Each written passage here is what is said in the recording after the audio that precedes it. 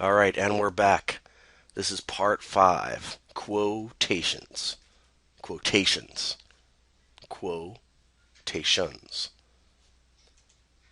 When do you use quotes? When do you use quotations? As I said in the previous part, when the words are so distinct, so unparaphrasable, that you have to use that source's words. When a longer passage is absolutely central to your paper's idea of argument, or if it's a catchy or memorable phrase or sentence. There is other reasons to use a quotation, but those are some three scenarios. When you directly quote the works of others in your paper, in your article, in your essay, you will format quotations differently depending on whether or not they're long or short quotations. Here's one scenario. If it's not so important who the source is, but the quote is unparaphrasable. According to some psychologists, dreams express profound aspects of personality, though others disagree. Is it possible that dreams may express profound aspects of personality? So these are two sentences that quote the same source, and the actual source, the name of the person who said it, is not cited in text. According to Folks' study, dreams may express profound aspects of personality. Now, in this scenario, you would have already talked about this person, Folks, and maybe summarized and paraphrased parts of the study. And here we're name checking him, citing him in text again, along with the page number. Regardless of the context, it's usually best to do this on first reference, by which I mean naming the actual source. Usually, it's unless it's really dry, formal research reports. That's subjective, sorry, dry. But if it's a formal research report or if it's a scientific paper, oftentimes you won't see the actual name of the source cited in text. So here's something that I'm sort of hesitant to bring up right away, but students often get this wrong, and we should also talk about how often you use it, and that is block quotes or long quotations. Quotes from a source that are longer than 4 typed lines in prose, are longer than 3 lines of poems, in a freestanding block of typed lines need to be put in what is called a block quote. Now, block quotes do not use quotation marks. The way it looks on the page, it'll be implicit, that is to say, obvious to the reader who knows about academic writing that this is from another source.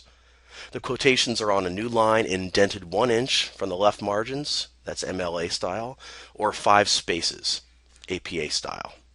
Keep the double spacing format as in the rest of the body of the paper. Students are really happy when they hear this because they're like, oh, well, my paper will look longer then. We'll talk a little bit about that later. Your parenthetical citation should come after the closing punctuation mark. So other tips before I start unleashing the dragon of block quoting. Lead up to and follow up these longer quotations with commentary, interpretation, and analysis. I mean, why else would you be directly quoting from such a large or long passage from another work? It should be very important to what you're talking about. So to offer no commentary before or after a longer block quotation to myself for sure and to other professors and to other academic readers is a sign that you as the writer or the writer doesn't have a full grasp of the material, or maybe is even running out the clock, meaning like just biding their time on a page length requirement or word count requirement, or assumes the ability, this is the worst one, that the ability to synthesize and put together these points on the part of the reader when it is in fact the writer's duty or responsibility. The ability to transcribe words, this is me being sarcastic, I apologize. The ability to transcribe words from a source at length gives the reader no indication of a grasp on the actual writing unless it is surrounded by analysis from the writer herself. So don't overuse the block quote. One rule of thumb I've heard, and this is depending on the discipline, is 1 block quote every 5 type pages. That to me sounds like a little too much. So here's an example of a block quote. And here, right here, is setting up the quote.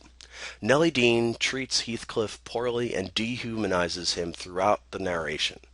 Now, this scenario right here is from a novel, and here's the passage from the novel. So you want to take a look at the page citation right here, and there will be analysis afterwards. One big no-no, and now we're done talking about block quotes. One big no-no in quotations, or using other people's words at all, is the drop quote. That is a big no-no.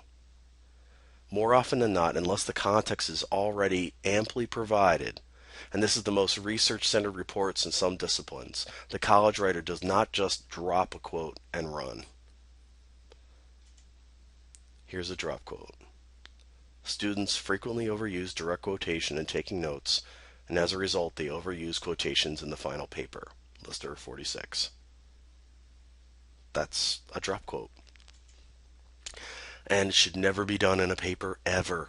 In that sentence above, the writer has not used any of her own words, even for a simple attribution. Attribution means, who is it attributed to? Who said this? Who said these words? So here's how to break down a quote and make it part of your own sentence. Here's the bare bones, barely acceptable in most disciplines way of citing a source. Lester, students frequently overuse direct quotations in taking notes, and as a result, they overuse quotations in the final paper. Okay, so in scientific or even history, poli-sci, you may see this, but that is the bare minimum. It's acceptable. For me, by no means would I consider it good writing, but it will work in most research-based disciplines. Here's another try.